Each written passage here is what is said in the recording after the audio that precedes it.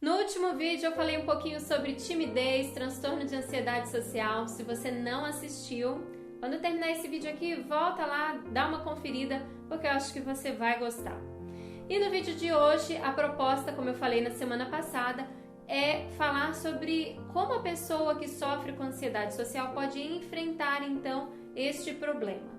E a primeira coisa muito importante para enfrentar a ansiedade social é compreender a natureza da ansiedade social e da sua própria experiência de ansiedade social.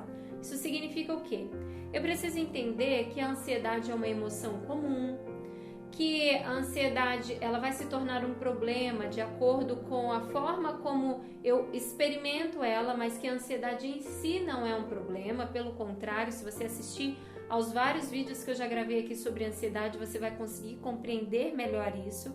A ansiedade social especificamente, ela tem uma certa função, nós temos alguma razão na nossa história enquanto espécie para experimentarmos a ansiedade social. Também temos fatores genéticos que influenciam para que eu possa ter essa experiência mais intensa de ansiedade social ou não. E há também os fatores que dizem respeito ao ambiente em que eu cresci, em que eu nasci e que estavam totalmente fora do meu controle, porque quando eu era só um bebê eu não controlava fator nenhum da minha realidade. Então, na verdade, nem a história da nossa espécie humana, nem a história genética que você possui, né, a sua herança genética, e tampouco a sua história familiar e as experiências dos seus primeiros anos de vida estavam sob o seu controle. E é muito importante, então, que você compreenda isso e compreenda como, então, ali na sua história familiar, a ansiedade social veio a ser desenvolvida, talvez pela forma como seus pais lidavam com você, talvez pelas experiências que você teve ainda pequeno de exposição diante de outras pessoas, para que você consiga, ao compreender-se melhor, já construir uma base para o enfrentamento deste transtorno de ansiedade social. Outra coisa muito importante para esse enfrentamento é avaliar o custo-benefício da mudança. Porque para mudar, para superar a ansiedade de qualquer tipo que seja, né? Mas aqui especificamente a ansiedade social, você vai ter que se expor a determinadas situações, você vai ter que enfrentar essas situações para então ter recursos para lidar com a sua realidade sem produzir essa ansiedade excessiva que chega a ser diagnosticada como um transtorno. Ou seja, vai requerer de você esforço, exposição.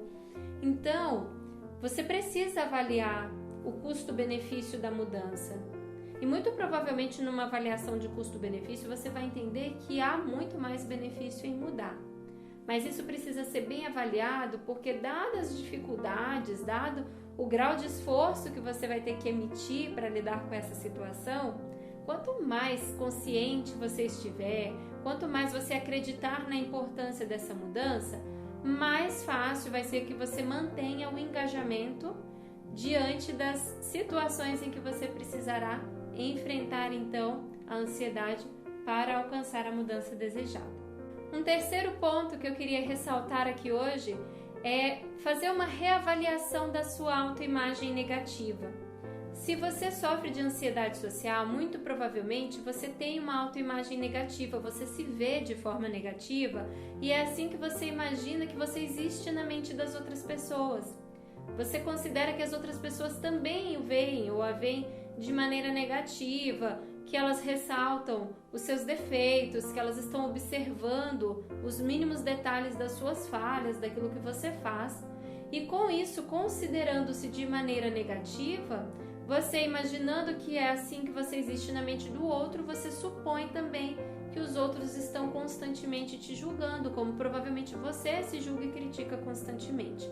Quando você consegue se oferecer autocompaixão, modificar essa avaliação excessivamente negativa sobre si, fica mais fácil também se perceber de uma maneira mais realista e adequada na mente das outras pessoas. Porque as outras pessoas não estarão te avaliando dessa maneira tão negativa. Então, a modificação da sua própria mentalidade sobre você é importante nesse processo. Então, reavalie a forma como você se considera. Reavalie os seus aspectos negativos. Até que ponto eles são tão negativos assim? E será que eles são tão importantes ou são tão diferentes das pessoas em geral?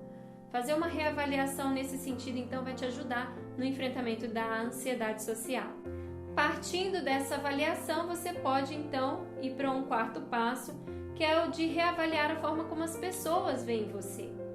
As pessoas não estão ao nosso redor só para nos criticar, para nos pegar na menor falha que nós possamos cometer, não. As pessoas com quem nós convivemos também são seres imperfeitos. Eles sabem como que é ruim falhar, eles sabem como que é difícil passar por algumas situações. Eles não estão à espera de qualquer coisa que você faça para te criticar, ainda que possa existir uma outra pessoa com um perfil tão crítico assim, e provavelmente na sua história de vida você conviveu com alguém muito crítico e por isso tem essa ansiedade.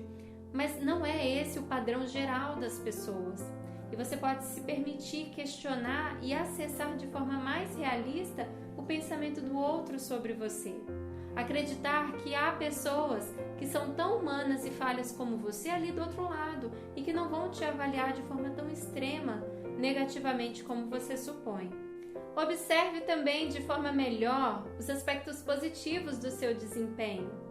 Ainda que possamos falhar, não é tudo que nós fazemos que está errado, nós acertamos muito, há muitas coisas boas que você certamente faz, mas o seu olhar foi treinado para identificar facilmente as coisas negativas, então agora você precisa intencionalmente se dispor a observar os aspectos positivos da sua experiência.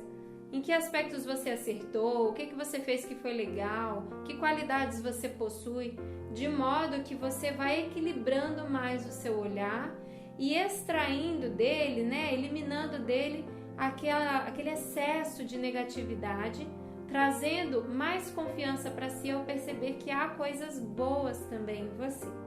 A penúltima dica que eu separei foi que você pode experimentar ser compassivo com o seu eu crítico. Então existe um eu crítico, uma forma crítica de você se dirigir a você mesmo, que quando você percebe que te faz mal, você pode ter uma certa indignação, ter raiva desse eu crítico.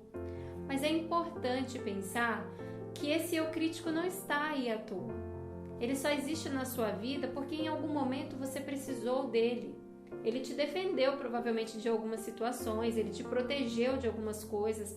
Ele foi desenvolvido em você como uma tentativa de lidar com a realidade numa determinada época, mas hoje não faz mais sentido.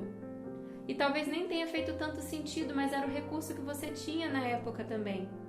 E aí quando você entende a sua história e de forma compassiva se permite dialogar com esse eu crítico, dando a ele o valor que ele possuiu, mas deixando agora de lado essa voz para acessar uma outra voz, uma voz mais compassiva, você consegue fazer esse enfrentamento das situações sociais de uma maneira mais leve também. Novamente, então, o exercício da autocompaixão acaba sendo bastante útil aqui no enfrentamento do transtorno da ansiedade social. É importante exercer autocompaixão tanto para lidar com seus erros e falhas, ao invés de denegrir criticamente a sua autoimagem, como para lidar com o próprio eu crítico, que tem alguma razão de existir na sua vida e que não vai ser tão bem combatido se você simplesmente se criticar por ser alguém crítico com você. Se você sofre com esse transtorno, não deixe de procurar ajuda, porque o enfrentamento da ansiedade social pode ocorrer de forma muito mais eficaz e eficiente se você tiver um profissional para te ajudar a passar por ele. Eu agradeço você ter ficado comigo aqui até este momento. Um abraço e até a próxima semana.